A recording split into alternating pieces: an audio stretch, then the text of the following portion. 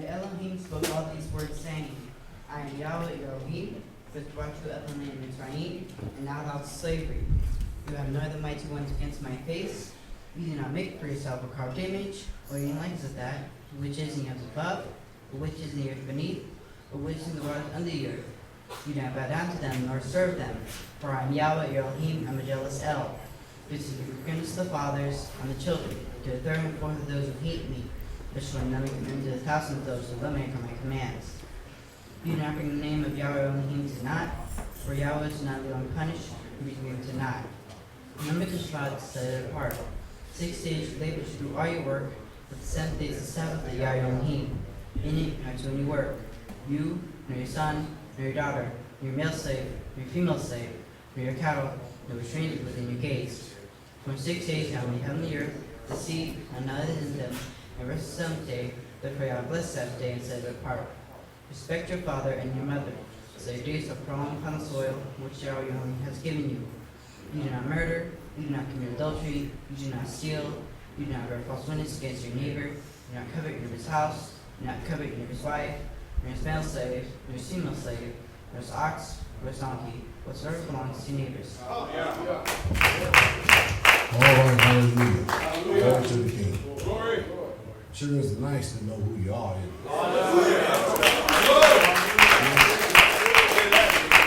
Was a bunch of nobodies, a bunch of misfits. Two-faced dogs and sinners. On your way to a living, burning hell. From that to your name written down in the Bible. Hallelujah. The Bible says they that know their God shall be strong and mighty and do exploits. Hallelujah. I'm glad I'm a child of the King. Nothing else to do in this life but to serve Him. Most High, but y'all, we bless you this morning for allowing us to attend another one of your great and strong and mighty feast days. Inviting us to your Shabbat to rest with you. We need this. Every single week we do. We thank you for everything that you have done for us. From the very beginning, even before the foundation was laid, you was mindful of us. You even had us pictured before we even knew ourselves. We only can hope that we can bring glory to your esteem. We only can hope that we can bring honor in service to you so that others will be convicted because of our lifestyles and our conviction for serving you. We thank you for the blood that never loses its power. We thank you because our names are written down in the Lamb's Book of Life. We thank you for Yeshua sacrificing himself on a tree so that we ourselves will be redeemed, reconciled back unto you again. We thank you for the atonement, nothing like it. Speak to us your words of truth and grant me utterance here this Shabbat morning so that your truth may sink down in someone's heart and bring forth the manifestation of a true Israelite in the magnificent name of Yeshua. Hallelujah. May be seated. As is what this life is all about. Being a true Israelite. What we are having trouble with today is that some of us haven't really truly been born again. Or let me say this, born anew. Because when you are really truly born anew or born again, your old character, your old man, or the old nature, it dies.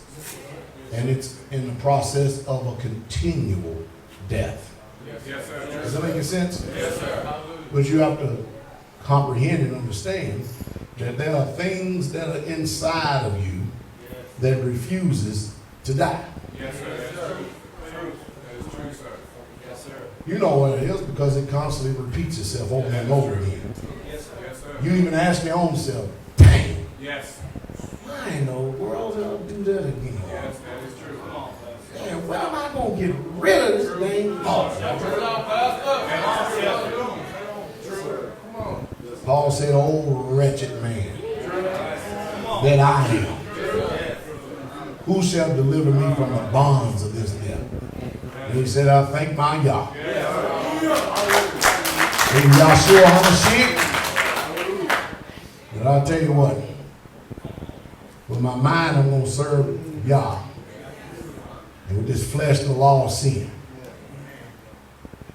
but we're overcomers. Hallelujah. I think the real true knowledge is to realize your heart condition. You know, nothing should really surprise you. Did y'all hear that video I did when I was down in Jamaica? The video I'm talking about is I didn't mean to say it. Y'all learned something from that? You find out you may have thought in your mind after it came out that you didn't mean to say it. But the truth is, you meant to say it. Out of the abundance of the what? Heart, the what? Mouth speaks. You just didn't know that your heart was that wicked, though, did you? Did you? So don't lie no more and say you didn't mean to say it. You just didn't know your heart. Out of the abundance of the heart, the what? Mouth speaks. Okay, so you did mean to say it. You just discovered another wicked way about yourself. Is that right? Man, y'all good. It affords us the opportunity to allow that to happen so we can do something about it. You know something? See, we look at this thing the wrong way, man. We look at this thing like, man, God, I'm so wicked, and then we go off into a state of depression. Rather than thinking, y'all, oh, I'm so glad that this sin went before me.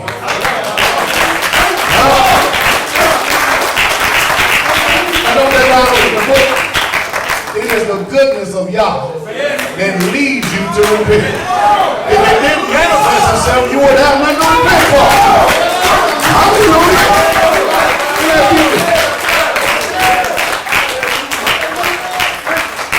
The prophets told us that our heart is evil and desperately wicked, but we gave ourselves a pass still until it came out. We was like, oh, crap. Don't justify yourself.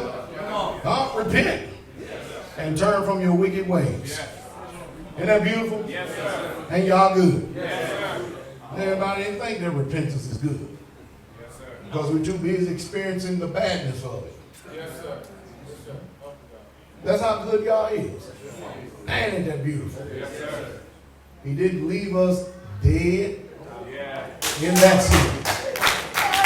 Or dead in that Isn't that beautiful? Isn't that all right? That's why you say God's good. Hallelujah. You can't. Now, if he ain't never delivered you from nothing, you can't say he ain't good. Usually we say, deliver me from the evil and wicked man, but we forget about ourselves. He'll deliver me from me. Help me from me. I'm the one that's standing in the need of prayer. Hallelujah. Yes, sir. You know, you're a whole lot more compassionate toward others when you realize what you've been delivered from. Usually some of the most mean-spirited people are people who have never had forgiveness themselves. You understand? I mean, you have to go in hard and stuff, but as soon as you see that the light bulb went on and they got it and they repent, then you're there with open arms. That's the way God does with us. Now, the Bible says unless a corn of wheat falls to the ground. Now, that corn of wheat has got to do something. It has to do what? Die to itself. Now, mind you, y'all should have said that because there were some Greeks that showed up at the feast. And he was telling them, unless a corn of wheat fall to the ground and die to itself. That's a seed. Yes. If it doesn't die to itself, then it cannot bring forth much fruit. Isn't that amazing even in the natural? When you plant a seed, it has to die in order to bring forth much fruit. Is that the reason why some of you ain't bringing forth fruit? Yes. Come on, bring the hammer. Because you ain't dead? Bring the hammer. Uh-oh. I mean, that's the principles again. Let me go over here for a second. I know we're here. Let me go over here. I guess I'm going to, oh, here we go. Who ugly reading glasses are these? Dang, them things ugly, man. Nobody read to them things. All right, here we go. John 12, verse 20. And there were certain Greeks among them that came up to worship at the feast. Now, if we follow today's sentiments, Greeks can't even come to worship. Come on, break it down. You know what I mean? Break it down. So we get to pick and choose who we want to believe in. He said that the Greeks came to worship at the feast. Man, I got all kind of good looking pals. Some of y'all just blind as I am, ain't you? Go ahead and read.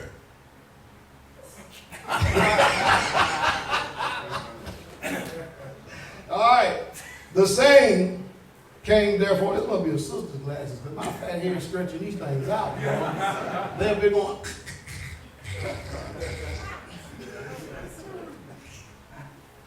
The same came therefore to Philip, which was of Bethsaida, and of Galilee, and desired him, saying, Sir, we would see Jesus. And Philip cometh and telleth Andrew, and Philip telleth Jesus. And Jesus answered them, saying, The hour is come that the Son of Man should be glorified. Verily, verily, I say unto you, except a corn of wheat fall into the ground and die, it abideth alone. But if it die, it bringeth forth much fruit. He's kicking his in here now. Look at this. And he that loveth his life shall lose it.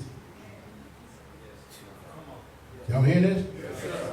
That means some of you love yourself so much that you don't want to lose you. True. Come on. True. Come on. True. Now think about it. Is this just for them or is it for all ages? All ages. He repeats this over and over again in Matthew 10. Talk about your family. Yeah. Forsaking all? No. Yes. It's all throughout the book. And he that hateth his life in this world shall keep it unto eternal life. Now let me see this. You have to actually detest and abhor and hate this very existence. Come on. Come on. Isn't that backwards from today's sentiment though? But if you refuse to die, then you'll never have eternal life. True. You know the reason why Jesus could talk like that? Because he did it. See, these religions of today, they will make you think that Jesus paid it all. Unto him I owe. Sin has left a crimson stain. He was sin white as snow. See, as long as he paid it all, then you ain't got to pay nothing in it, right? That's what he's saying, right? It's nice to read about Daniel and the lion's den, but you ain't got a den to get in, though, do you? You know, it's nice to hear about everybody else's story and their plight, but they paid it all so that you can live your pathetic little life. And just say a few words. Say it. Come on, Shepherd. I was talking to some people on the other side of the world, and I said, or let's say south of the world, and I said, it's a nice area down here. I said, yeah, it's going to burn. It's the truth. It's all going to burn. Yeah. Do you know what I heard in my spirit? Can't you just shut up and enjoy? I know now, how in the hell the devil get all the way down here to me?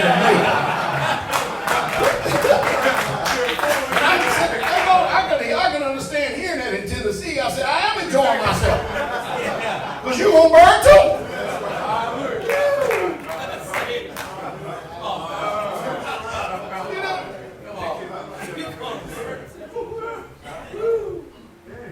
got some devil trolling me everywhere I go.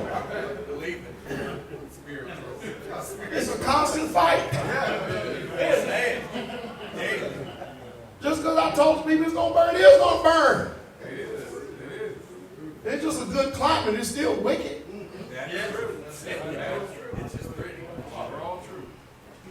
The seawater stink.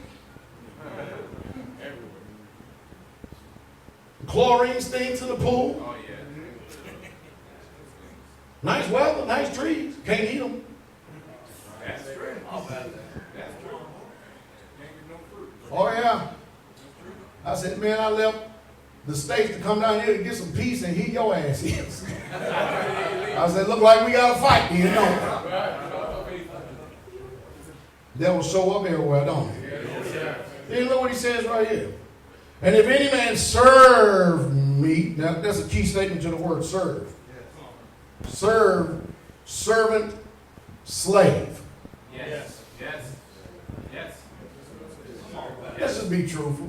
Who do you really truly serve? I mean, some of us really put forth the illusion we act like we're serving God. Just like some of us, if we give somebody something, we do it with the intentions that fly under the radar perception to receive something back. Now, what we don't do is disclose those intentions. That's true. Say it. Say it. Come on, Pastor. Huh? That's true. Oh, how you doing, Ron? Ron Young. He just tuned in. How you doing, Ron? Somebody go, how you know he tuned in? Because when I was looking at the service down in Jamaica, guess who I seen name popped up, Spine on Our Liberty? Ron Young. You're finally keeping the Sabbath day, huh? There you go. There you go. Is that all right? There you go. But when you take account of this, you think about this for a second. Every single one of us that have actually died to ourselves, we have actually received life, promised to us, while not yet in it.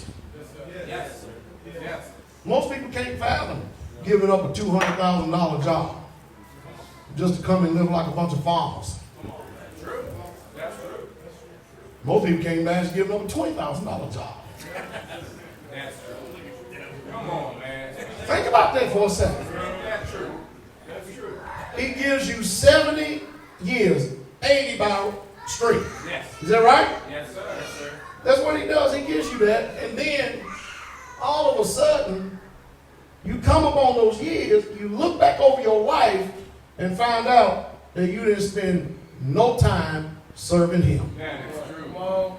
That is true. Come on. Come on. And they got you believing you can say a deathbed repentance. Right. That's true.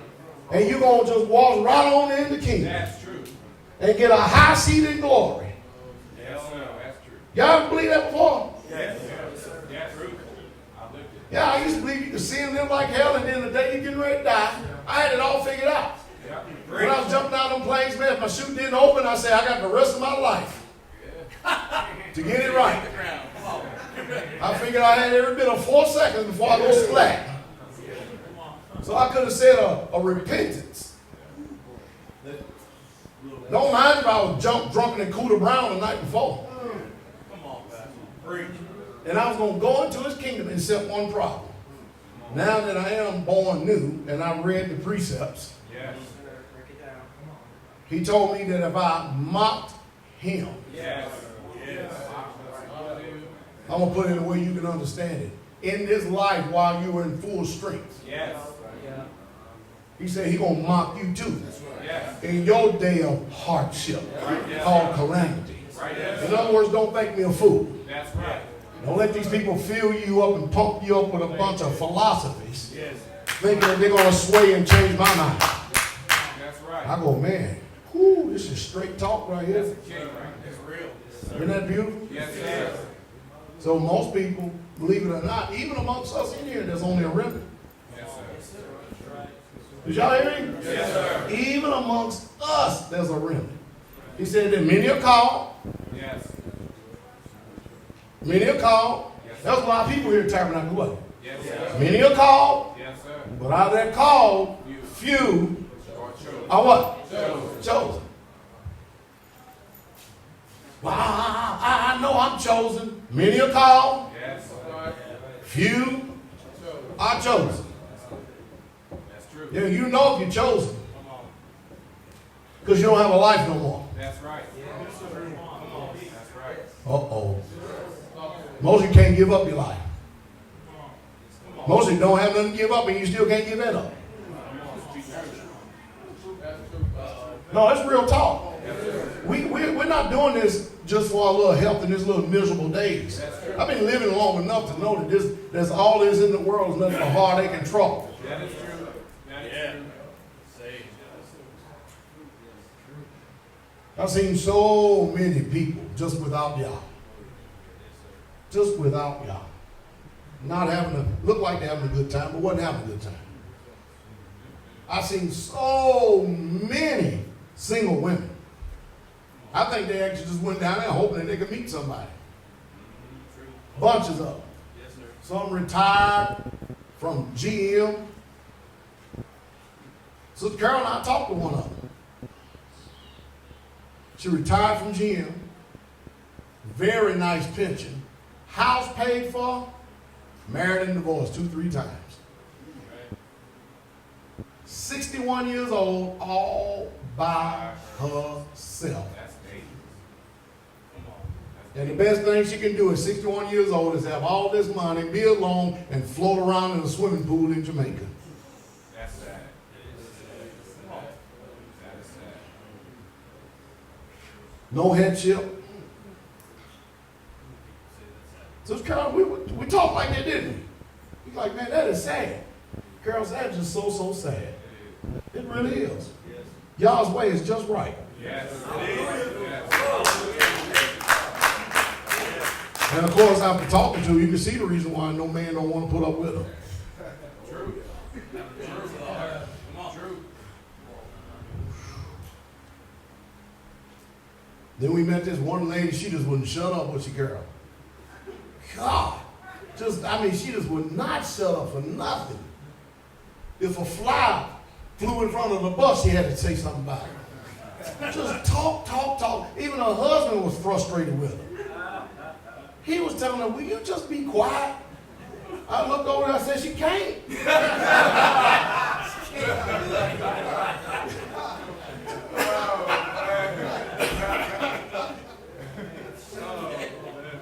She just couldn't do it. You know why? Because there's a spirit in her to defy the woman of a meek and quiet spirit. Now, don't get me wrong. Every woman that's meek and quiet ain't shutting up either. There used to be an old rock group called Quiet Riot. And they wasn't quiet at all. No, sir. Think about that, though. You quiet, but there's a riot going on inside of you. That's bad. Really bad. In other words, the moral of all this, you got to die. You literally got to die. Did y'all hear my conversation last night I was having at the bar? I felt like Jesus sitting at the bar having a conversation. I talked about it on Blog Talk all night long. Believe it or not, the conversation of husband and wives is big. You know why? The most expensive contract in the history of mankind. The most expensive agreement there is. That's true. Can't find nobody worth shit because you ain't worth shit. That's true. Oh, that's right. Can't find nobody worth scat because you ain't worth scat.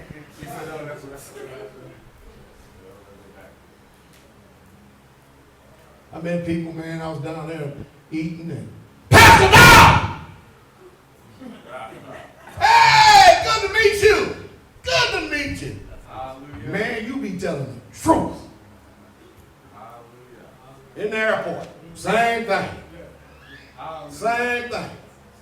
God. People down there using Carol products, didn't even know. Hallelujah. God is good. She goes up to Sister Carol. You Carol? Oh, Carol? Oh, yes. Oh, your product's just beautiful. I said, move out of the way, my glory. My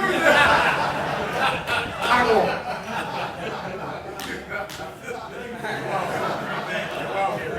Yeah. Move out of the way, my glory.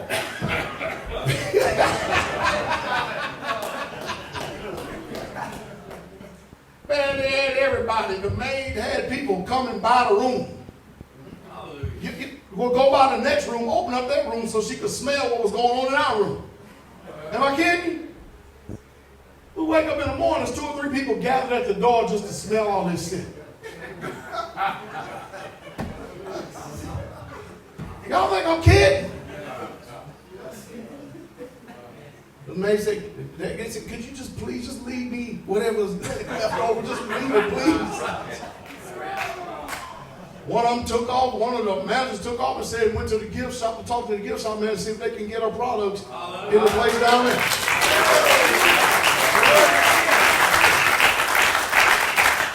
I told her, I said, man, we got some sisters that can make them stuff and we can fill up this old gift shop. That's right. Hallelujah. That's true. That's good. All we got to do is agree on the cut. That's right.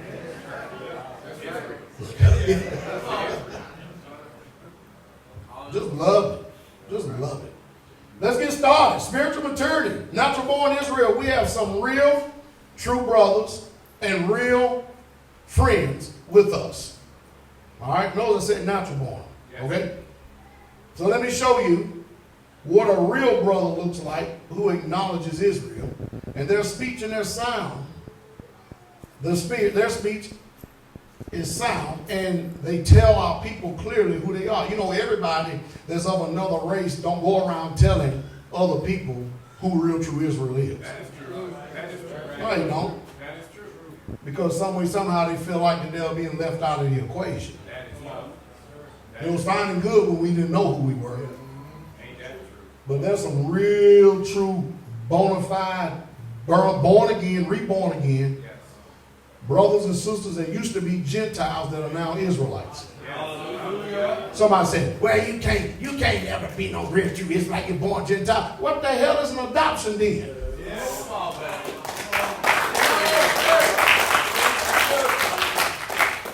See, our problem is we let all these winds of doctrine move us off center. And they come in to this thing, and I'm telling you, these men you can trust because Yah has opened their understanding, and they don't make no apologies about it. And I can't throw a picture up here of everybody, but I want to show you 2 brothers who are 100% bona fide with us plus nothing. Hallelujah. Brother Eric, That's right. that's a damn good teacher. Yes, sir. Yeah. True.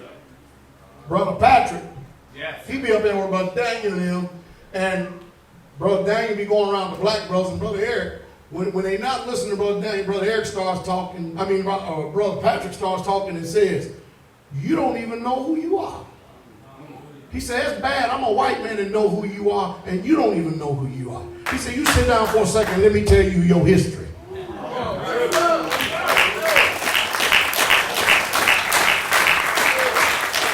You know how impactful that is? That's because we've been duped by this. Yes. Yes. When it's all said and done, Israel, we're the only ones going to be saved. That's right. All Israel. True. Now over into Helium 94:14, listen to this. For Yahweh will not cast off his people, neither will he forsake his what? Yes. And what does his world teach? That they believe his inheritance has been forsaken. Isn't that right? Yes, sir. All right. Romans 11:1. I say then, have Yah cast away his people? Yah forbid. Let me tell y'all something. Y'all pay careful attention to brothers, converted brothers. That includes all of us. Yes, sir. Who do not acknowledge who the real true Israelites are. Yes, sir. See, I'm a real true Israelite. That's how you get the message unmixed. You can tell I'm not tainted by Gentile theology. That's right.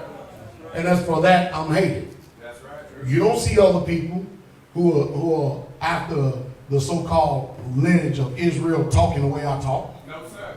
You don't see converts, people who talk the way I talk. No, sir. Too afraid to do it. But I submit to you that if they don't talk the way I talk, then you're never really truly going to meet the real true Elohim. That's true. True. They're deceivers, even amongst us. That's true. Yes, That inside of their cancerous heart, they have an arrogance and a pride about them. A long time ago I said, if you sit up here and think that you can reject natural Israel, That's right. and think that you're going to get the real true message of the Father, and then you define the prophets, you define God himself. I mean, even the prophets even said that there's going to be a Goyim that's going to come and seek for the skirt of an Israelite or Yehudi. That's true. That's scripture. You get it? Yes, sir. And they say, we will follow you. Yes, sir. Because when you put it all together, why are we going to follow you? Because everything we've ever learned from our fathers have all been nothing but lies. Oh, yeah. That's right. Elder Mitch and I was talking. He said, if you had flipped this thing around and I had learned that here I am is nothing but a going piece of trash, you know what I mean? He says, man, I'll be shouting to the rooftop who real Israel is. Yeah, right. Because they're the ones that will carry the message untainted. Yes, sir. All you have to do is listen, because when it comes out of the mouth, it comes from what? The heart. It tells you exactly what the real true message is. Remember, Jesus said in that TTIU 15:24 that he has not been sent, but who? To the lost sheep of the house of Israel. That means all other nations, it ain't for you. That's right. And he knew that his sheep was what? Lost. That's true. Yes. Isn't that right? Yes. So he found his sheep, Yes. and he says, this is the message. Yes. You carry it to Israel, and then after I'm gone, Yes. you carry it to the world. Yes. Yes. True. Yes, sir. True. He did say going all the work, right? Yes, sir. And the message we've been hearing today is not the message of Yeshua. It's not the message of Jesus. Yes, sir. The message we preach and teach is, Yes, sir. but the one that is dominating this earth today Yes. is another Jesus. There's going to be a sad day when a lot of people wake up from this sleep right here and find out that instead of going north, they went south. That is true. Yeah. All because they were deceived and believed a lie. That's true. You get it? Yes, sir. Think about this for a second. Let's look at some popular white preachers today. Are they really truly telling you who real Israel is? No. They believe that they are. Yeah. And yet they don't keep the commandments. Then you got these bootlicking Uncle Tom black folks, they don't even believe Israel. That's real talk. That's real talk. You see, my cadence is different because I know, according to the law, that if someone, even if you're a stranger, and you are in the land, you accept these laws, statutes, and commandments, you are Israel. And to make sure we knew who Israel was, he gave you the spirit of adoption, whereby you cry out and Father. Now let's tell the truth. If you really truly want to get down to the nitty gritty of history, there really truly ain't nothing prideful about being called an Israelite. Because all we've done is just made the best of ourselves throughout all history. We have spent the majority of our inception in slavery. That's true. Yeah, true. Ain't got nothing to brag about except whips and chains. That's true. That's true. Yeah, for real. That's true. Tell the truth. Isn't that right? That's true. And the only reason why we can glory is because of him. Yes. That's it. Matter of fact, that's the only reason why anybody can glory. That's true. But I often quote this scripture and say it over and over and over again that there's a spirit of Antichrist that want to deny Jesus' flesh. People say they come in the flesh. Well, we already know that, but it's also talking about something else too. See, in this chapter right here, which it should be studied, it goes in great detail to let you know how serious this matter is. I say again, have Yah cast away his people? And he ain't talking about everybody in the earth. No. Who is his only people? Israel. Yah forbid, for I also am a what? Israelite. Of the seed of Abraham. and of the tribe of Benjamin. Yah have not cast away his people, which he what? Foreknew. The one who went in slaveries and captivities and all this other stuff, right? Yes, sir. Wrought ye not what the scripture has said of Elias, how he maketh intercession to law against Israel? Yeah. Why? Stubborn, Yes. stiff-necked, Yes. rebellious, stout-hearted. That's right. Yeah. A people full of iniquity, laden with sins. Huh? Master, they have killed your what? Now, you know what Yahshua said? Remember this right here. The children at the time when Yeshua was walking on this earth said, if we'd have been back there in those days, we would have not killed the prophets. He says, no, hold on, wait a minute. I tell you what, you fill up the measure of your cup. In other words, you complete yourself because you are the children of the very people who have done what? Killed the prophets. In other words, there's tainted bloodline.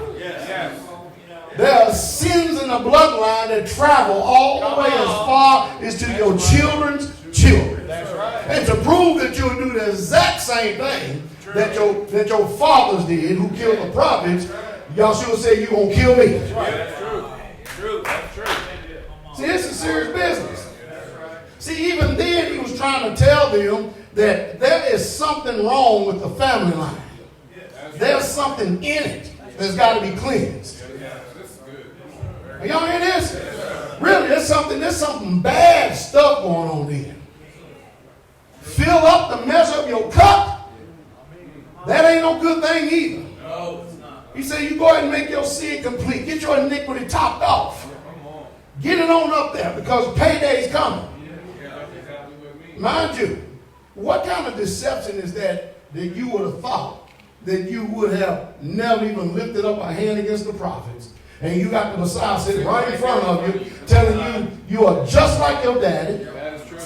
Whatever they did, you'll do. That's true. Think about this. Who gets mad at the message? Who gets perturbed at the message? Who gets upset at the message today? You are the very children of the fathers that killed the prophets. Yeshua said, I see you wise men. And you will persecute them from city to city. He ran all the way down how far the persecution would go. And you know it's still the same today? We got people today say, I never, ever would have crucified Yeshua fresh. I would have never killed the prophets, but look at their attitude. Yeah, that's right. I was talking to some people down there, and I said, why you get so upset? All I think I'm doing is telling you the truth. Even if I open up this book and tell you to read, see, I'm going to tell you what's going on. Tell you what's going on. Oh, tell me what's going on. I said, you see, this is a setup. Yeshua told us to go away. I said, Jesus told us to go into the world and preach his message. You can't see Jesus, but you hear his voice. That's right. That's right. See, because by the time it comes out of my mouth and enters into your head, his voice is talking. And because you can't recognize your condition, you don't realize that you're not upset with me, but you're upset with him. Because he disagrees with your fallen nature. And that's why he said light is coming to the world. And men love darkness rather than light because their deeds are evil continually. The setup is that you would say if you saw him, you would never get mad at him. So what he does is he insulates himself inside of us. And he allows you, through your mind, to persecute us, to persecute me, and all the while you give yourself a pass and say, I've never persecuted him. And he said that if you are persecuted, if they persecute the master of the house, guess what, servant? You're going to get it too.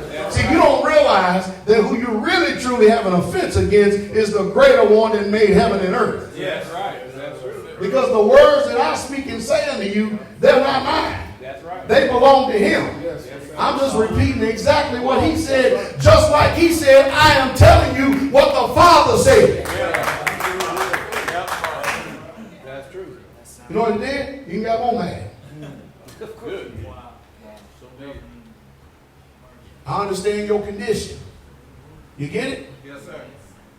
Get it? Have we ever found ourselves offended at the word? Come on. Yes, sir. Hold on. See, most people think they're offended with Pastor Dowell. You're not offended with me. That's just all you know. You're really, truly offended at the word. You're really, truly taking issue with the word. He said, my words, they are spirit, and they are what? Life. Today we live in a world that people are afraid to tell the word because they don't take more in mind the account of your feelings and emotions. Yeah. I call that extortion, pillage. Because they rather hold you and your admiration in person more than the word of God. Thereby not delivering your souls. So he says, look at this. Master, they have killed your prophets, dig down the altars, and I am left alone. And they seek my what? Life. But what said the answer to Yah to him? I have reserved to myself, how many? 7,000 men who have not bowed their knee to the image of what? Notice it didn't say 7,000 women, because women will bow their knee in a minute. Yes, sir. Speak true. Speak true. Come on, man. Say it. Talk about it. Come on. Yep. Say nothing wrong. The devil always used the woman to get to the man. Always. That is true. Uh-oh. You're speaking true. Think about that. I said to Sister Carol, we did a lot of talking, you can tell that, right? I said, Satan has really got y'all messed up. Y'all are so toe up, y'all are so clamorous and foolish. Now she knows I'm not speaking about her now. But I told her how much she was a fool was too prior to conversion. And I wasn't even nowhere in the faith. I was judged though, wasn't I? I said, you think about this. I said, you get a woman, all right, come here, Jordan. You get a woman, all right? And this is what Satan has done to y'all women today. Turn around. All right? Now, we're going to pretend like she's a worldly woman. All right? First thing he do is y'all get so down on yourselves, you get fake hair. Yeah. If you don't have fake hair, you color it. Because you're not content with the way y'all made you. Am I telling the truth? Weaves. Huh? Somebody else's hair. Somebody else's hair that probably from another country done sacrificed it to an idol. You weave it in and sew it into your head and then you flaunt your falsehoods. Hold on. Fake eyelashes. You trim and cut the eyebrows and everything else because you're not content with the way you are. You look in the mirror, boy, and that demon making you what he wants you to be. Fake eyelashes. Then sometimes you look in the eyes, look like you're looking at a demon. Like, dang, contacts, colored. Oh, I got a wrinkle. Botox. Why is it that men ain't got none of these challenges? That is true. Uh-oh. Then you got fake lips. First you used to talk about the black woman because her lips was big and bubbly. Now you trying to go out there and get them bigger than hers.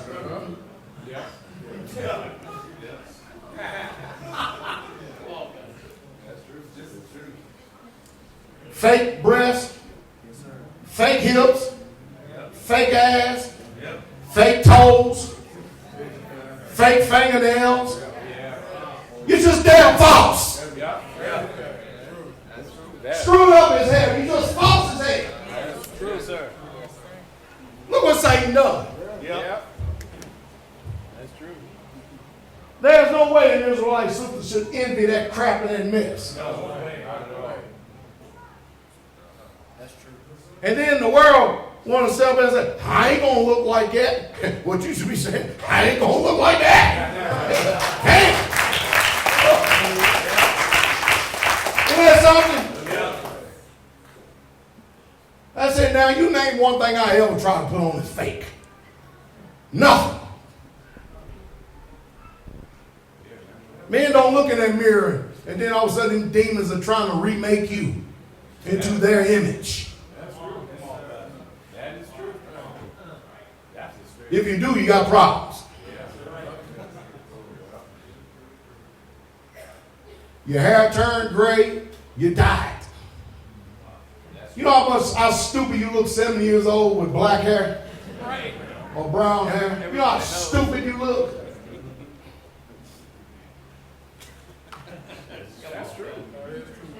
You know, somebody out there got to be watching this. Because, you know, it's going to fit on our women today. They're like, yeah, that's true too. They do. The devil got you everything to make you feel good about yourself. But the really truly is, he's making you into his image.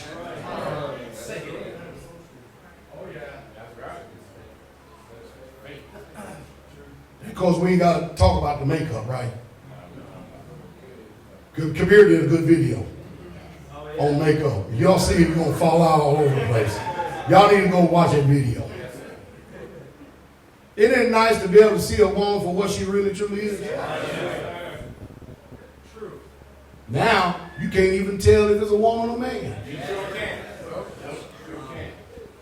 I know she's a woman because she's a sister. I know she's a woman because her husband says she's one. That's a woman. Today, you may end up with a man that looks like a woman. Them boogers are dying every day, too. What do they call them? Transgender? They dress up like women? Transvestites. See, that's how far disconnected. I don't know what the hell these none of them are. It's trans, I don't know. But anyway, here you are, transformers. Here you are, you out in the club, everything. You think you got a woman, you go back, next thing you know, you slop and spit and carry on, and next thing you know, it's time to do, and you reach down and you grab you. And then people wonder why people taking guns out and shooting. But this is how screwed up the world is. You go to for the rest of your life because somebody done deceived you. Try to impose themselves on you using deception. Bless you. Y'all need to have conversations like this so when your children grow up, they'll know what's right from wrong. Because the way this world going, your children ain't going to know right from wrong unless you teach them. That's true. I'm telling you. That's why we talk like this. I love it when our children hear this stuff. They do like this. Yeah. Ugh. Ugh. That's nasty. Ugh. That is nasty.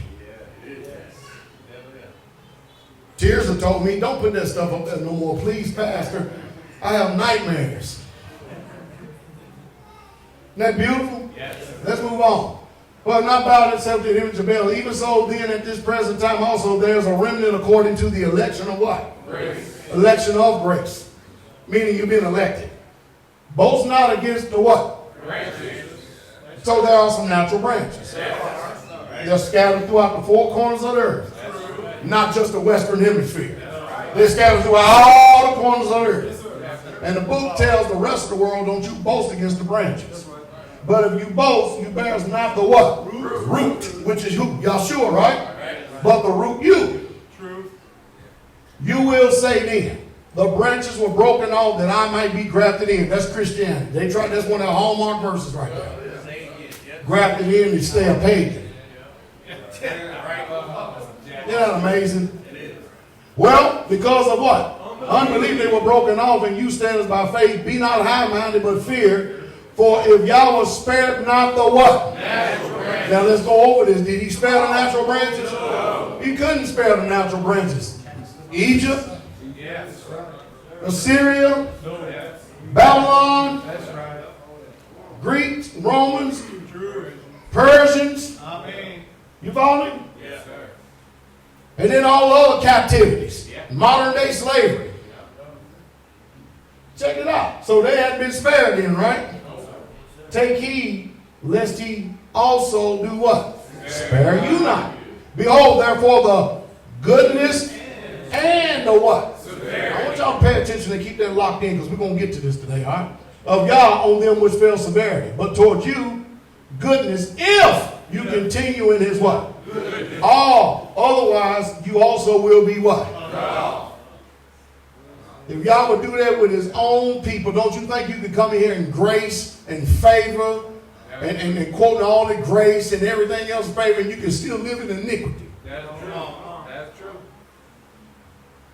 And they also, if they abide not still in unbelief, shall be grafted in, for Yah is able to graft them in again. So let's stop for a second. So everybody is grafted in. Yes, sir.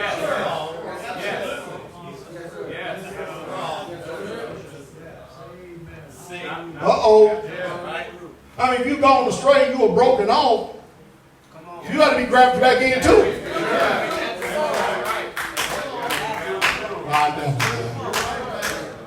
It'll help somebody. For if you were cut out of the olive tree, which is wild by nature, and were grafted contrary to nature, talking about the Gentiles, into a good olive tree, how much more shall these, which be the natural branches, be grafted into their own olive tree? The Gentile Christian church is not become Israel. End time prophecy. I want y'all to listen. Because see, these things are usually not rehearsed much. So we really truly got to hear this. Because whatever a prophet spoke is coming to pass. And there's a lot of things that the prophet said that has not come to pass yet. And so, rest of the world, you listen real close. For Yahweh will have mercy on Jacob. And will yet choose Israel. And set them in their own what? Not them squatters over there. Not them usurpers over there who are playing Israel. Not them. All right? And the strangers shall be joined to them with them, and they shall cling to the house of Jacob. That's right. Y'all hear that? Yes, sir. And all the people shall take them and bring them to their place. And the house of Israel shall possess them in the land of Yahweh for servants and handmaidens. Now, a lot of people teach this, that they try to do this thing by color and stuff. You got to go back to the Torah. That's why you have to know the law. See, in other words, you better become Israel right now. So that when it's time for you to take over, because of Yahshua, you ain't got to worry about being the strangers. And if you are strangers, you can still have an opportunity to be able to come on in with us. But you get to dress our vines. That's right. That's right. I wish Jesus would come right now. Just so I can get Donald Trump to dress my vine. Get Obama to bring me some wine.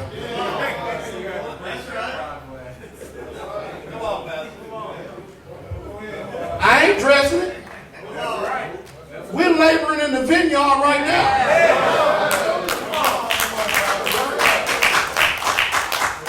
How about listen to this? Look, let's go back here. And the house of Israel shall possess them. In other words, the same way that the nations possessed Israel. And they did it in iniquity too, boy. In the land of Yahweh, for servants and handmaidens, and they shall take them what? Captives, who captives that they were, and they shall rule over their oppressors. This is the promise. See, you're not going to hear this in Christianity, in any flavor, that this is what the kingdom is all about. The kingdom is all about us ruling. The kingdom is all about us reigning. The kingdom is all about his government in this world, which there shall be no end. And somebody got to govern the providences of this earth. That's why I say you're a fool to sit up and take this life and trade this little measly, miserable time for eternity. You're a fool if you pass up this salvation. You are a damn fool to not give yourself over to Yah and serve him. I promise you one thing. Eternity going to be a whole lot longer than this life. This whole entire story is about Yah's love for his people. Because of our disobedience, Yah turned us over to the nations. Those of us who are obedient will rule over the nations in the kingdom.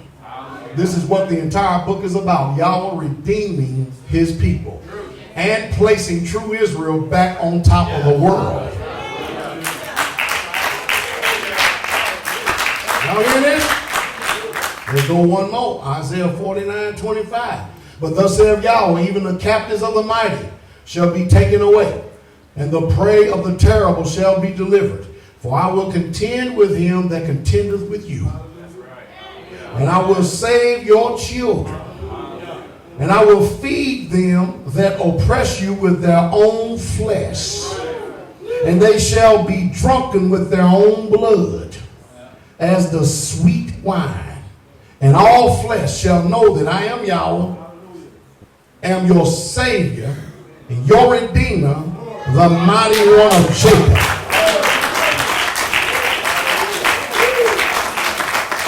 You go listen to all these fairy tales they got out there. They're not telling you that this is what's going to take place when y'all sure come.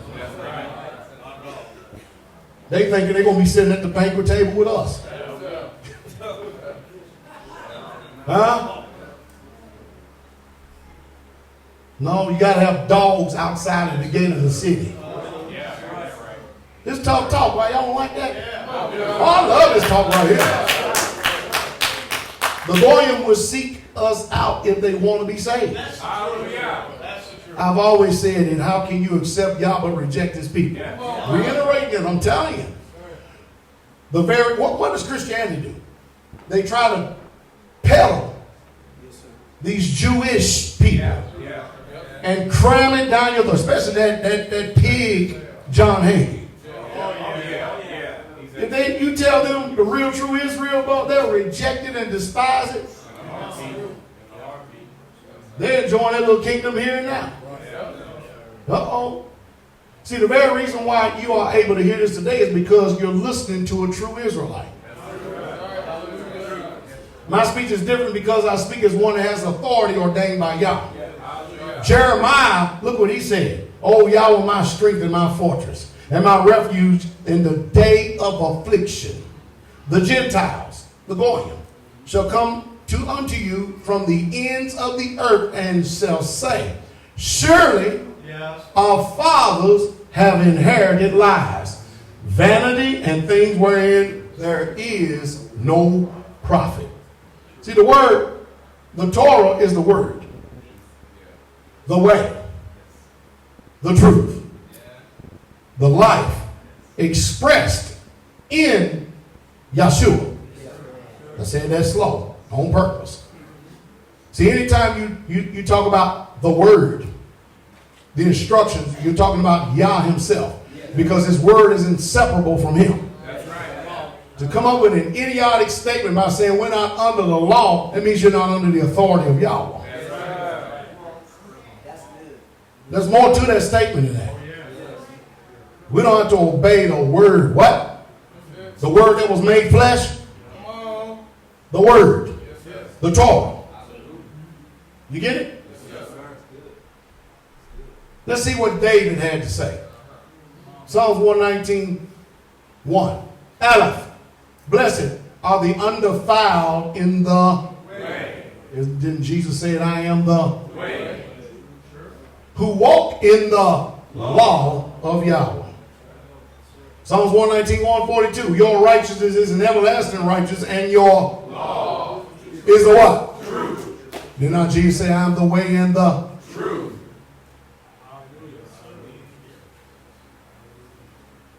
To the law. Deuteronomy 32:46. And he said unto them, set your hearts unto all the words which I testify among you this day, which ye shall command your children to observe and do. Not suggest to them, command. All the words of this law. For it is not a vain thing for you, because it is your life. Did not Yahshua say, I am the way, the truth, and the life? Yes, sir. And though this thing ye shall prolong your days in the land, whether you go over Jordan to possess it. Hebrews 10:7 says the same thing that Psalms 40:7 says. Then said I, lo, I come in the volume of the what? Book, because it is written of what? Me. John 1:14 says, the word was made flesh and dwelt among us, and we beheld his glory, the glory of the only begotten of the Father, full of grace and full of truth. You got to admit that there's people in this world that are teaching his word that are really not qualified to handle this word. And even if they have it in their hand, they're really truly not teaching the word. That's true. They're teaching a philosophy. They're telling you what the reformers said. Yeah. Y'all know what the reformers are, right? Yeah. Those Gentiles that came through 14, 15 centuries after the apostles and prophets. Yeah. True. They teach that theology. Yes, sir. The book clearly tells you, don't let any man come and add anything or take nothing away from this book. That's true. If they do, I'm going to take away their name out of the book of life. I'm going to blot them out. Do y'all see what's going on? The whole word has been hijacked. Yes, sir. Sure. Because that's what Satan did. Bloodline rebellion. Bloodline and rebellion. Now, you know, some time ago in 1 Peter 5:8, we went over the word adversary, right? Yes, sir. Be sober, watch, because you're what?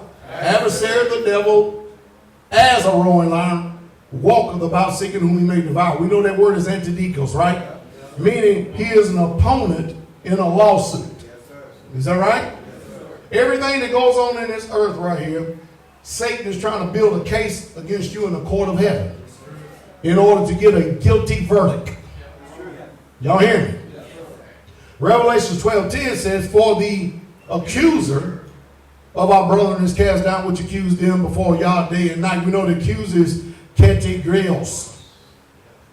Against one in the assembly that is a what? A complaint of law. Complainant law. You get it? So anytime you're dealing with some type of, I want y'all to listen to me. Are y'all listening? Yeah. Anytime you're dealing with some type of sickness or disease that does not seem to respond to healing that is rightfully yours, because did not Isaiah prophesy that the Messiah will come with healing in his wings? Yeah. And when he came, did he not heal all that were oppressed of the devil, for Yah was with him? Yeah. And did he not make it available to us, and he gave us the command and the commission to go and heal the sick? Yeah. So anytime that we're doing it, and it does not seem to respond to healing that is rightfully yours, we must examine the bloodline.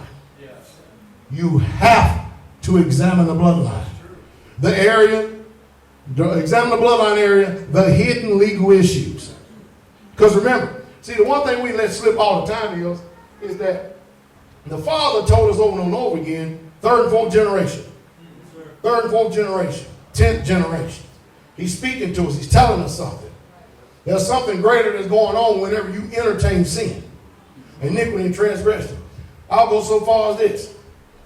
Rebellion and stubbornness. You may do it, and you may live to regret it afterwards, but you still are going to pay for that attitude. That's true. I'll go even farther. If you sin, you can repent, but you're still going to pay the penalty of that sin in this life.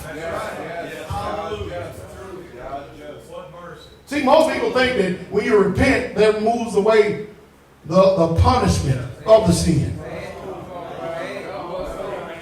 Y'all hear me? We think we say, okay, I'm sorry, good. Oh, I'm free. No, you ain't. No, you ain't. Don't you be naive like that. See, the whole purpose of the instructions is to keep us away from sin, from entertaining. Brother Shane, get Matthew chapter 23. Let's go over this for a second. I'm going to show you what I was talking about earlier, all right?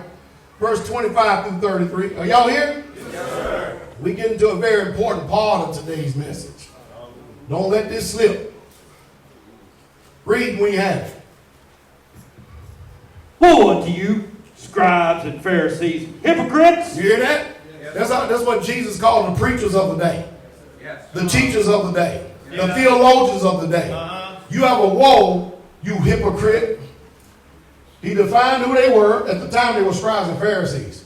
Today, they're doctors, theologians, scholars, so-called preachers. They got every title under the sun. They got right, Ron Young. You got every title under the sun. Ruling elder, chief, whatever, so-and-so, grand poobah, theologian, seminary, blah, blah, blah, blah, blah, blah. I go, boy, that's a lot of titles, isn't it? Should we bow down? Go kick rocks on me. Woe to you, scribes and Pharisees. Ron Young doing it all in good fun. He's really a kind man. Oh yeah, he's a good man. He ain't nobody good, but he's really a kind man. I like him. He's just double-minded, but I like him. Read on. For ye make clean the outside of the cup. What do people do today? You're more interested in how you present yourself rather than cleansing yourself. You're more interested in how people view you from an outward perspective. Then when you get behind closed doors, the real you come out. That's what the scribes and Pharisees do. They will put on a show when they were out in front of everybody. They will represent the trueness of the way that the law is supposed to be to the exactness of it. But behind them and inside of them, read on. For you make clean the outside of the cup of the platter, but within they are full of extortion. You feel that? Full of extortion. They know how to pillage you. They know how to extort you. They know how to use you and abuse you because they have the law and they know that they have it and you don't. Because remember, everybody didn't carry around Bibles. They were shutting up the kingdom. Today, everybody got a Bible and the kingdom still shut up to you. We can sit there and read a word. You ever heard that Yahshua says, then I'm going to say to you in that day, you depart from me, you that work what? Iniquity. Now you go look up that word iniquity. The real true translation should be, you depart from me, you that transgress law. That doesn't fit the Christian paradigm today. The house of cards starts crumbling. Don't they have more impact when you say you depart from me, you that transgress the law? We know iniquity means you're in a crooked way. Is that right? But let's define the crooked way. So go, click on the word and see what it says. You get it? Read. But within they are full of extortion and excess. Excess, come on. Thou blind Pharisee. You what? Thou Don't the blind lead the blind? Read on. Cleanse first that which is within the And cup. see what I mean? And we spend so much time cleansing the outside, putting forth the illusion, trying to make everybody think that we're clean on the inside. But this is the way Yahshua talked to the preachers of his day. You cleanse first the inside of the cup of the platter. You put more emphasis on that. Read on. That the outside of them may be clean also. Read. Woe unto you, scribes and Pharisees, hypocrites! Isn't that amazing? You mean tell me that Yahshua didn't have no problems insulting people? I don't have no problems insulting fake, false, phony preachers either. Hypocrite. Come on. For ye are like unto whited sepulchres, which indeed appear beautiful outward. See, everything is about a show. Everything is about how you appealing to the eyes of man. The way you look at men. Outward adorning. Come on. But are within full of dead men's bones. Full of dead men's bones. That's what you really look on the inside. Come on. And of all uncleanness. You hear that? All unclean. You know how to hook, crook, jive, steal, thieve, wrestle the law. You know how to take advantage of people. You know what the sad part about it is? It's bad if you know this law and you know that people who don't know this law, and yet you use the law to extort them, to take advantage of them. There are people that do something like that to you. They will. Just like a lying man will lie to get one of you sensitive women who have done nothing but experience rejection all your life. Somebody come up to you and just tell you any and out of everything, show you a little bit of interest and stuff, and next thing you know, they got you.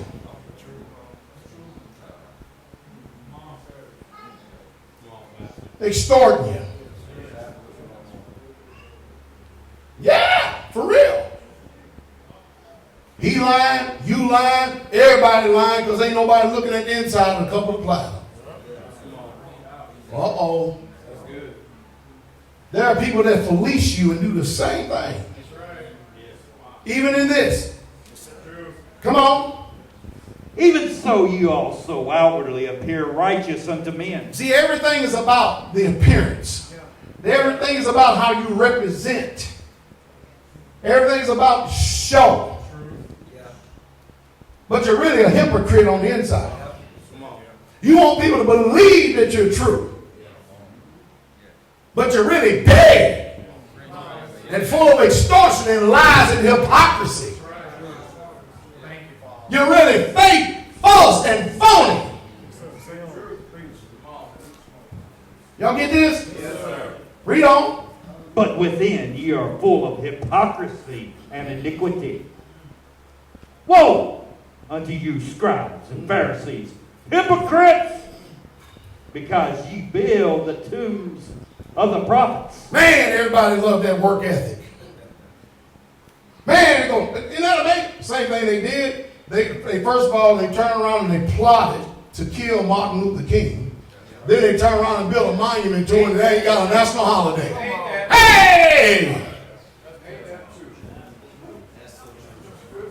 Pretty soon, Muhammad Ali gonna have a national holiday. Watch. This is the same thing that people were doing back then. You're the very people that killed the prophets. Here we are, these many generations. Now you're gonna build monuments to let everybody know that you're really with the law, with the prophets, with Jesus. And you're nothing but killers, murderers. See what's going on? See, Yahshua was in them. He was in them. And they knew it. That's why they hated him. He was in them. What he was doing was revealing the secrets of your heart. The things that you wouldn't expose because you had it covered up in a veneer that looked righteous. You looked like you were glowing. You looked holy. You love the praises and lamentations of men. You love sitting in the uppermost chamber and the uppermost high seats. But inside, you're full of shit. That ain't dressing it up. Yeah, scat. You get it? See, this stuff ain't never preached. Because when you're a hypocrite, I keep telling y'all, you're not going to preach what you're guilty of. Your own conscience will condemn you. Y'all understand that dynamic? There are things that you won't even talk about because you're guilty of it because you're not clear from it. Come on, Pastor. Yes, sir. That's so true. Uh-oh. Did I say something wrong? No, sir. Y'all hear me? Yes, sir. Trying to help us, Israel, to not be hypocrites. Read on. Because ye build the tombs of the prophets and garnish sepulchres. Even garnished them. I mean, think about that. Here you are clean on the outside, dressed up, looking real good. Then you go make a show. Put up a monument to the prophets and all the little gullible, deceived people. Look at them. Also that you can gain some notoriety. Also that you can gain a little more respect. So you can deceive them and get them to the point to where anytime you want to be able to pull the card, you can deceive them and extort them and pillage them. That's what people do. Uh-oh, come on. And garnish the sepulchres of the righteous. And say, if we had been in the days of our fathers, we would not have been partakers with them in the blood of the prophets. What did Yahshua say on that? What did Jesus say? Come on. Wherefore, ye be witnesses unto yourselves, that ye are the children of them which killed the prophets. That is not in a good way. That means whatever was in them is in you. That's just the truth. I mean, That's why we always put the emphasis on trying to make sure that you go back. See, don't sit up here and try to do this deliverance thing where you're playing victim. And you want to blame everything on your ancestors, and you're just a, an innocent bystander. No, it's done carried through the line and now you own it. If you don't realize that you own it, you can't deal with it. If you can't deal with it, you can never get free. Because you're not dealing with God's law correctly. You know how hard it is to clean something that you cook that is baked to the side of the pan? That's the same crap that your ancestors and the stuff that came through the bloodlines. You see, we're up here wanting to get healed, wanting to get delivered, and we can't figure out why some people do and some people get healed, some people don't. And we've been struggling and dealing with this for a while, but we ain't even gone back deep enough into the bloodline to find out what's caked to the walls.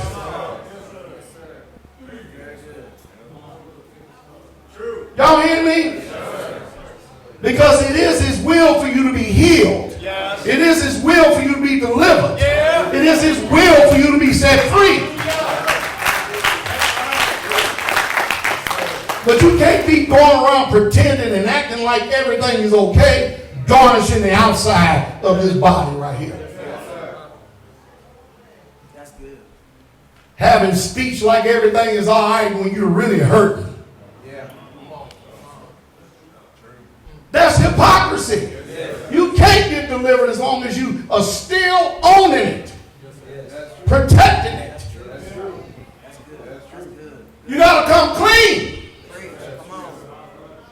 Is that making sense? Because, again, it is His will to heal. This thing goes even deeper. Read on. Fill you up then the measure of your fathers. You hear that? The fathers went to a certain measure, but you're going to top it off. Now, think about this.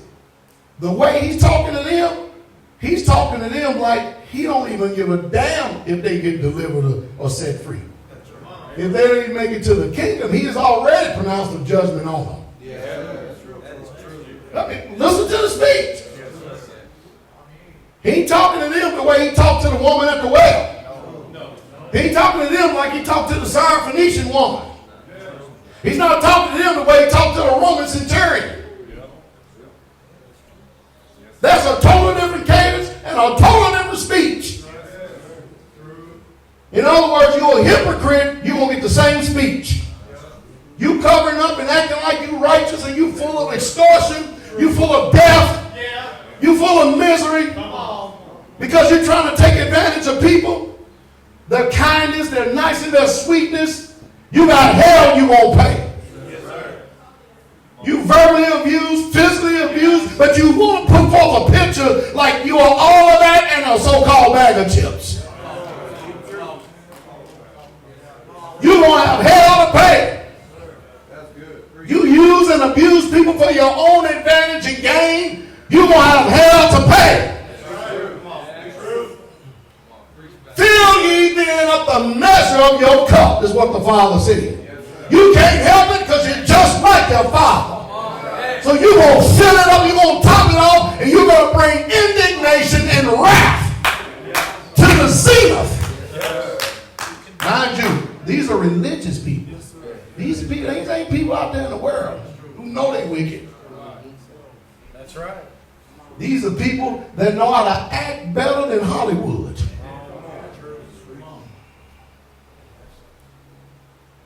Read on. Ye serpents. You what? Ye serpents. You know, no, there's not a friend like the lowly Jesus. No, not one. No, not one. Oh, there's not a friend like the lowly Jesus. You're going to find him coming back in flaming fire. You're going to find him roasting and torching some people's asses. That's what you're going to do because you're liars. Extorting the people. Even amongst your own self. Remember, he's also talking about you children who are deceivers. You're just like your daddy. In other words, this is a big passage of scripture of the word that he wanted us to put emphasis on. And it's hardly ever preached. We usually like ignoring stuff like it because it's uncomfortable. Bloodline, attitudes, ways, wicked ways, perspectives and point of views. Anything to try to gain an advantage. You don't believe how you act when there's something you want and you know somebody can deliver it to you. Yes, sir. That's when the hypocrisy comes out. As soon as you get what you want to achieve, you go right back to set point you.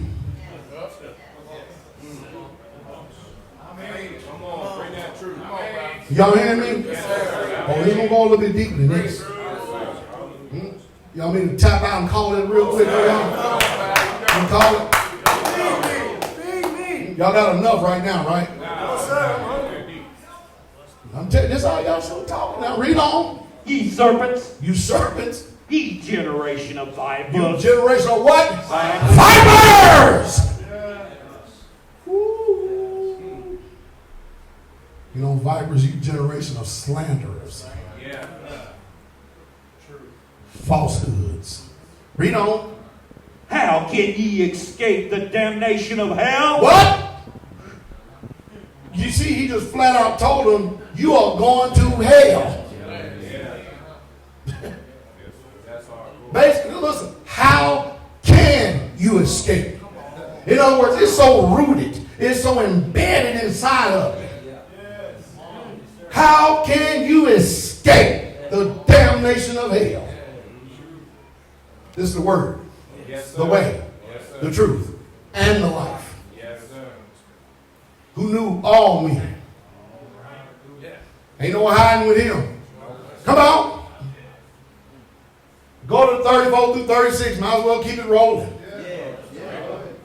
Wherefore, behold, I send unto you prophets Look at this. and wise men. Look at this. He said, you people you're ruling right now, but every time I turn around, I send a prophet. And I send a wise man to stop you in your mess. But, read on. And scribes, and some of them ye shall kill and crucify. You know why? Same way they did Yeshua. They didn't want their place to be removed. Yeah.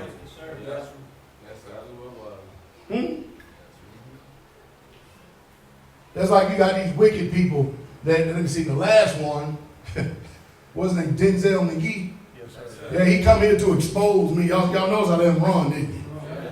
And then look who ended up getting exposed. He sat back in that room and cried like a baby behind them closed doors. Bawling and squalling. Was he not, Sister Carol? Bawling and squalling like a baby, begging for repentance. I did. I said, man, go ahead on. You forgive him. No sooner you leave out of here, back at the same old mess again. So that's a good example how you can see who is one of these people. You get it? I mean, if you really had an issue with me, man, come to me. But you heard it all. What did he really have against me? Nothing. See, these are the ones who flip the script and get you to look one way so that you don't see the other. You get to look there, but you don't get to see what's behind my back. Because you're too focused on this over here.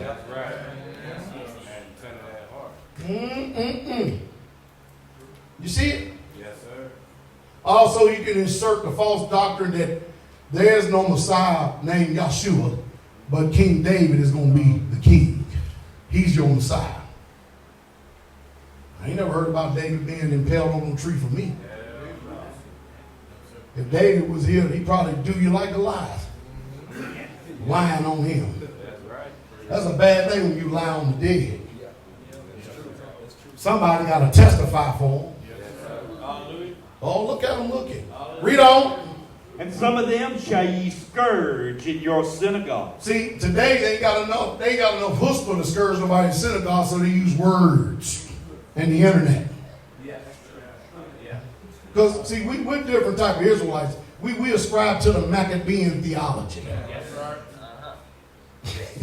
Come on now. I did ask somebody, said, so, you talk pretty tough, so if somebody come up to you, I subscribe to this too, and if they slap you while you preaching, I said, if they get there. I said, because they try to slap me while I'm preaching, I said, I'm going to stomp a mud hole in them. Whatever you mean for me, I'm got 10 times the wrath coming back. In other words, you ever heard of Nehemiah? I'm going to lay hands on you. The world ain't familiar with no Israelites like that. You forget all about them. Think about this. When they came to take Jesus, first thing that Peter did was pull his sword out and cut off his ear. Jesus didn't tell him, sell the sword. Sell it to the government. You get rid of that sword. Peter! No, Jesus just put the man's ear back on and told him, just put it back in your sheath. In other words, keep it on you. You may need it one day. See, the persecution that you often read about in Voice of the Martyrs and all this other stuff is when the government had already had them in prison. When their ability to resist was taken away from them. Then they end up becoming martyrs. But if you look at the history of our people, they just didn't willfully go to the death. They were fighting. Go read the book again. See, everybody forget about Jesus being that man, huh? He goes into the temple. First thing he do is take a whip. Pow! And he made it too. Knock the hell out of the bankers. There's not a friend like the lowly Jesus. No, not one. I suppose that they want this new Jesus going to be coming back. He's going to come back with cupcakes in his hand.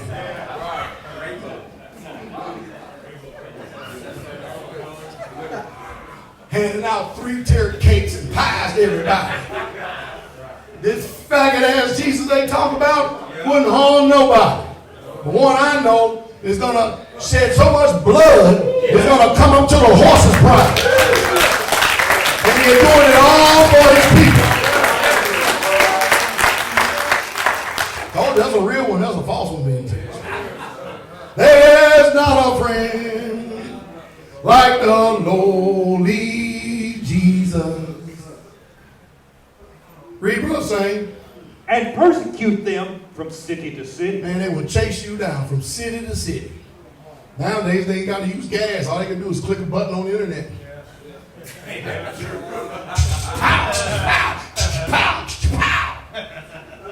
Go ahead.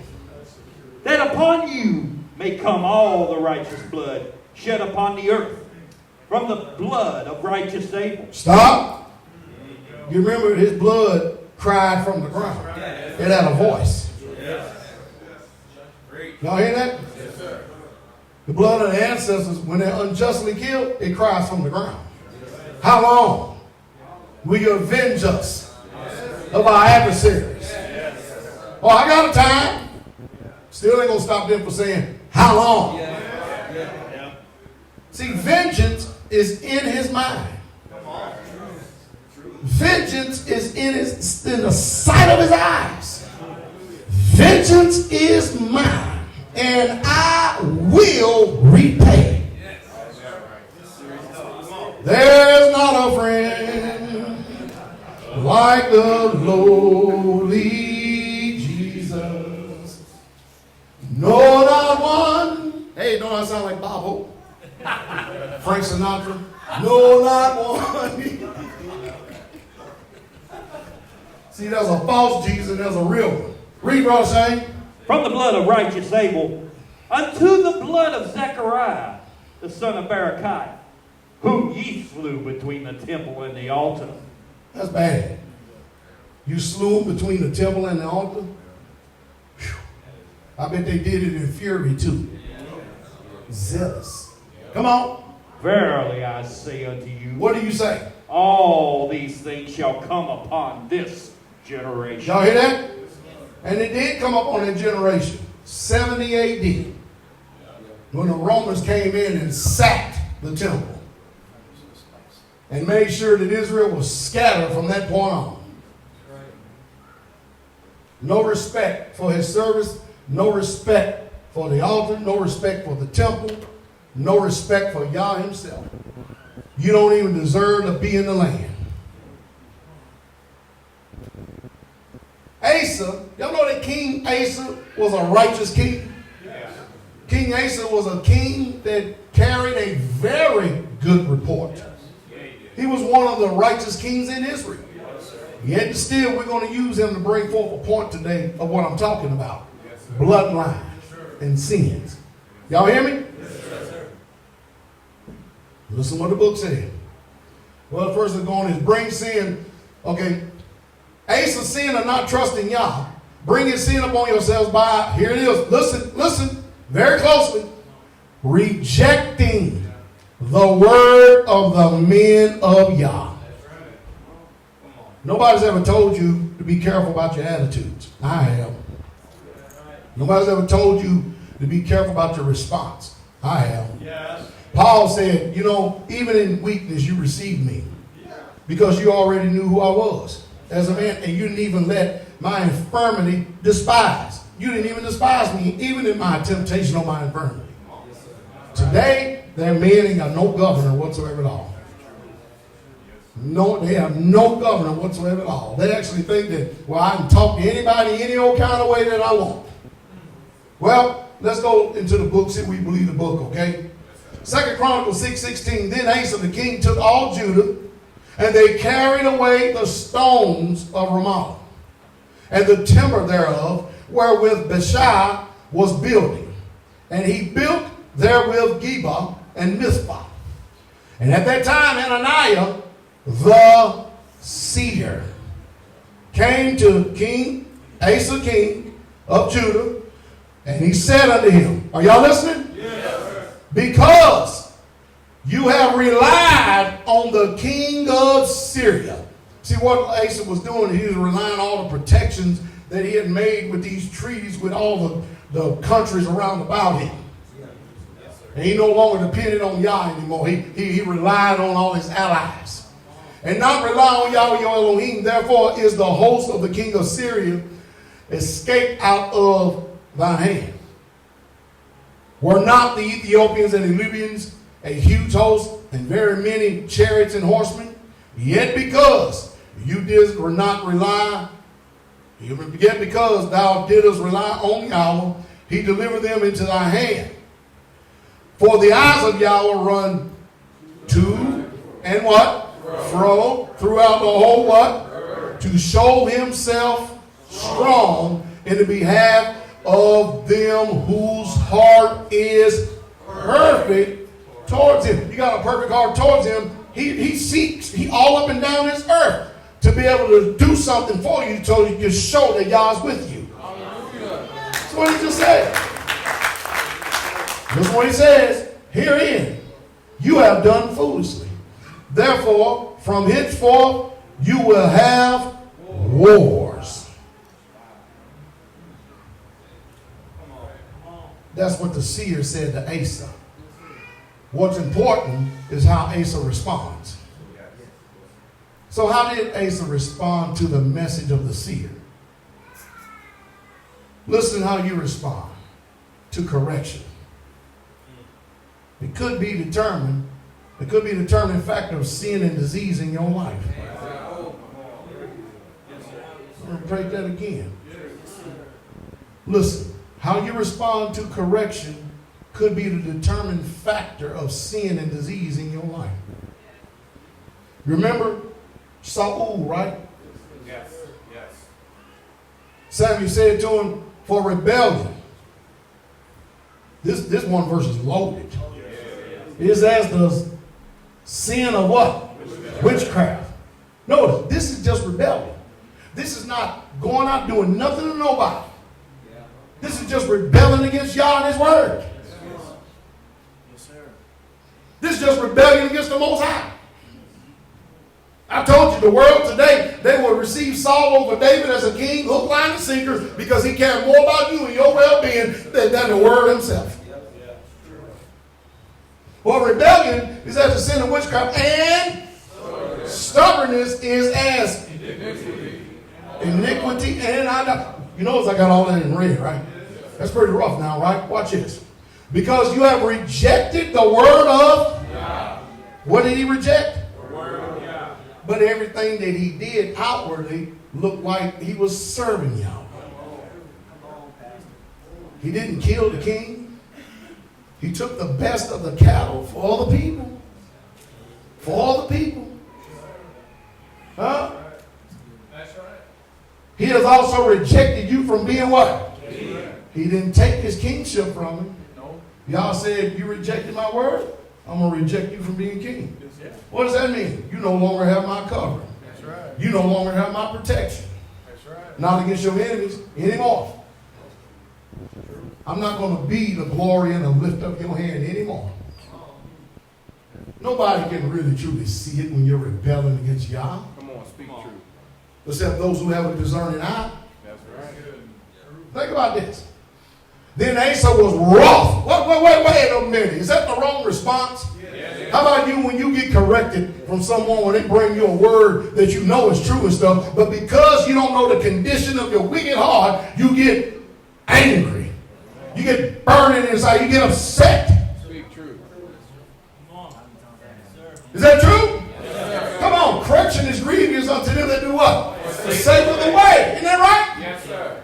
True. It's true. But whom Yah love, he correcteth. Yes. And he chases every son who he receives. Is that right? Yes. But you get mad, you get upset, you get angry. Yes, sir. Because of the arrogance that's hidden inside of it. You burn on the inside when somebody give you a word of righteousness because you're so wicked. Look at this King Asa. I told you King Asa was a good king. One of the good kings in Israel. He was. That is true. Be a good king and mess up with Yahweh. One time. Let's see what happened. And Asa was wroth with the seer. See, because he know that he ain't going to get mad at just Yah. He thinking it's just coming of this seer's own heart. He should know better than that. So who was he really truly angry at? Yah, when somebody correct you from a wicked way, who you really truly get angry at? Very good. Huh? But you really like placing it on man, but it's really Yah that you're upset with. That's true. Yeah, it's true. Uh-oh. See, that's why I tell you, you have to be careful. You better be very careful, especially if it's a man of Yah that come in front of you and he corrects you. You better be careful how you respond, how you react for your sake. Because remember, the eyes of the Most High Yah is to and fro. He's looking to show himself mightily among them whose heart is perfect towards him. Remember now? And Asa was wroth with the seer and put him in a prison house, for he was in a rage with him because of this thing. And Asa oppressed some of the people the same way. In other words, here's the man that told you where you missed the mark, you got upset at him, you put him in prison, and because you were angry and upset, you even went and oppressed the people that was really for the seer. Yes. Come on. Oh, yeah. That has a relationship with the seer. Come on. Come on. That's right. Look at the devil. I always told my children, ever since they were young, all the way up in the ministry, I told them, I said, y'all got to listen to something. I'm going to tell you this right now. I know it's going to be hard for you to understand. You're just going to have to choose to believe me. I said, choose. Because you know everybody got their own mind, right? I said, people are going to try to attack me by trying to get to you. They're going to attack you because they can't get to me. I'm too strong for them. So the devil is going to try to do whatever he can to move y'all away. He's going to do what he can to try to make an attack and attempt on you because he can't get to me. You better take heed to my words. I always told you that too. I'm not acting like my family's some perfect thing. We're all in making. Are you following me? But I told them this in my late 20s. You get it? So here's the seer, Hananiah, bringing forth a correction to Asa. Asa gets mad because he's the king. Become very arrogant, very prideful because of his position and his favor that y'all had towards him. So he think he's now can't be corrected. You get it? But he had the wrong response. He got wrong, got angry, and when after he got finished persecuting the seer, or throwing him in prison, anyone that had any fondness to him, he oppressed them as well, simply because of your association with him.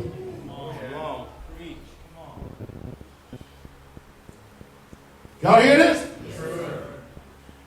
And Asa oppressed some of the people at the same time. My suggestion, Israel, should be, you should be very careful how you respond to those over you. Verse 11. And look at the acts of Asa, the first and the last seed, that they are written in the book of the sovereigns of Yehudim and Israel. And Asa in his 39th year of his reign was diseased in his feet. Stop. He was fine. He was doing good. He was doing well. Most people don't make this correlation or this association. This disease didn't come upon him because he stayed righteous. He rebelled one time against the Most High Yah. What does Psalm 15:26 says? If you are diligently hearkening to the voice of Yahweh Elohim, and do that which is right in his sight, I will not lay none of these diseases upon you as I have laid upon the Egyptians. For I am Yahweh Elohim that do what? Healeth thee. He rebels one time against Yahweh, and all of a sudden, look, he is diseased in his feet. For being angry and upset, responding the wrong way when correction came. Despising the word of God. Now hear this? Until his disease was exceedingly great, yet in his disease, he was so angry. He was so bitter. He was so upset. He was so self-righteous that he didn't even get to the point to even seek Yah.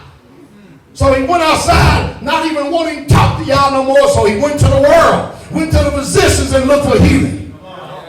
Jeremiah 30 says, thou hast no healing medicines. This is how you know you're done fallen from grace. You're done fallen from favor. So you see what one act of rebellion could do because it's something that is deeply in your bloodline. Yes, sir. Yes, sir. Yes, sir. Rebellion is all in Israel.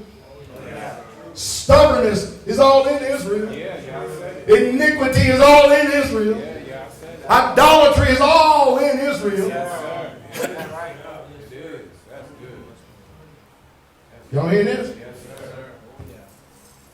And the Bible said, and he sought not to Yahweh, but to the what? Let's see how that worked out for him. And Asa died with his fathers. He slept with his fathers and died in the 40th year of his reign. You mean tell me that the physicians couldn't heal him?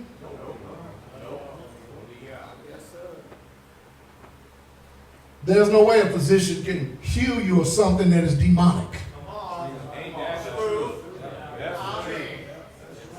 That's true. Use all. See what Asa tried to do was go around Yah. Yes. Yes. How about some of you? That what you try to do? Go around, hoodwink, finagle, and yet your condition still remains. When you go to the men of Yah, you don't get no healing, and the first thing you do is research the living hell out of the internet to see if you can find some natural herb. That don't work, you'll soon be in front of the physicians. That's good. All your help comes from Yah, but until you're in rebellion. See, something's entering. Something is going on that is not disclosed to us, but is being disclosed to us. Y'all don't tell us all this because he just wants us to feel miserable. You're already miserable.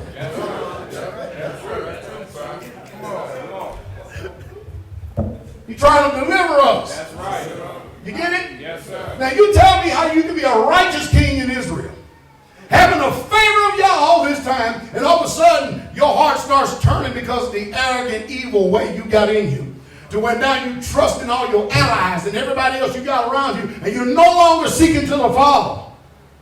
Come on. And then you get reproved, and Yah, even to bring you online, he sends forth a word of rebuke. A word of correction by a righteous man.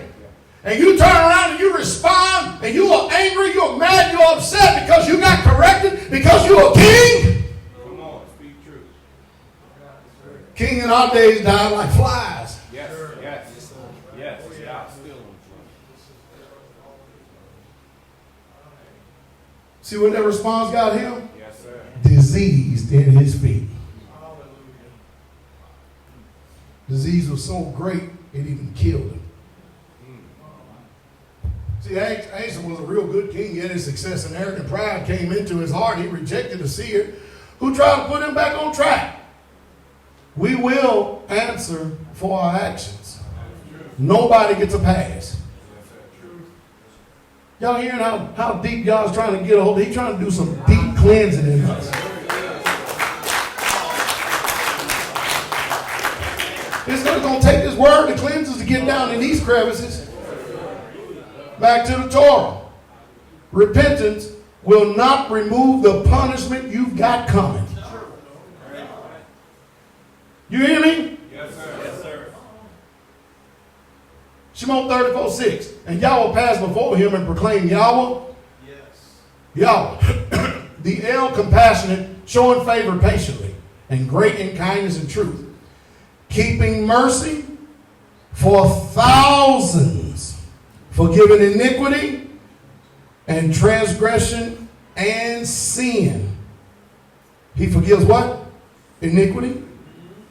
He forgives what? Transgression. And he forgives what? But he also, before all this, very merciful, very kind. Is that right? And look what he says. And that will by no means clear the guilty. In other words, by no means leaving unpunished. Visiting the iniquity of the fathers upon the children's children until the third and the fourth generation. In other words, just like a father will chasten his son, even after the son says, I'm sorry, so will our Heavenly Father chasten us after we repent. You better get a hold of this. You better grasp this and stop all these little attitudes and throwing forth these little spirits and these rejections of corrections and rebukes and stuff and think there ain't no payday for it. Every sin and every transgression, there's a just recompense of reward. You just can't be running around carte blanche and acting like you have diplomatic immunity, and just because you're an Israelite that the devil won't attack you, that you won't give him any legal grounds to oppress you. There's still an order of Yah that we all have to comply to. We all have a condition that we have to meet. And we have to do this in being sober and being vigilant. Because our adversary, the devil, walk about as a roaring lion, seeking whom we may devour.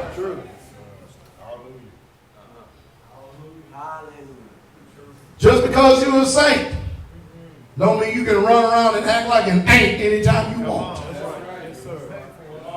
And because you're sons, you receive a greater judgment. Because the much is given, much is required. This right here should definitely help us to be able to govern our attitudes. It really should. This should really truly help us to be able to try to keep ourselves in the love of Yah. And be very diligent about how we behave one towards another. And always having our spirit and our heart in a condition to be pliable, to be corrected for life. Y'all hear me? Oh, don't worry about it. I'm going to still keep roaring like a lion. I'm going to keep roaring like a lion.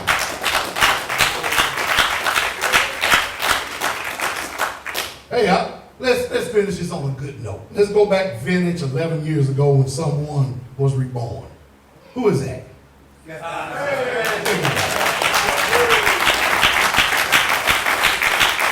11 years ago, reborn. Isn't that something? Yes, sir. Hallelujah.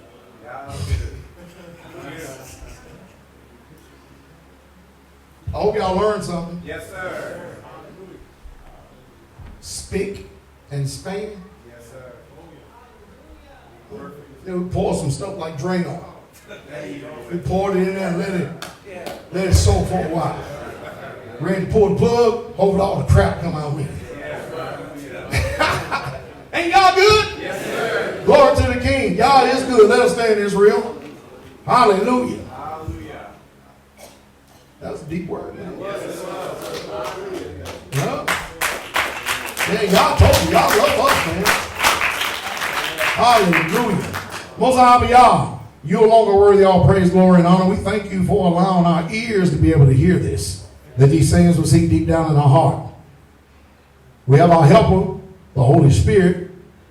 We need you to help us to seek out all of this within us so that we can be whole, healed, and complete. Thank you for your truth.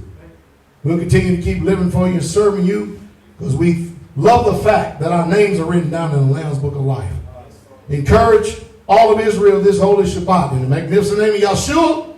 Hallelujah. Shabbat Shalom. The King coming.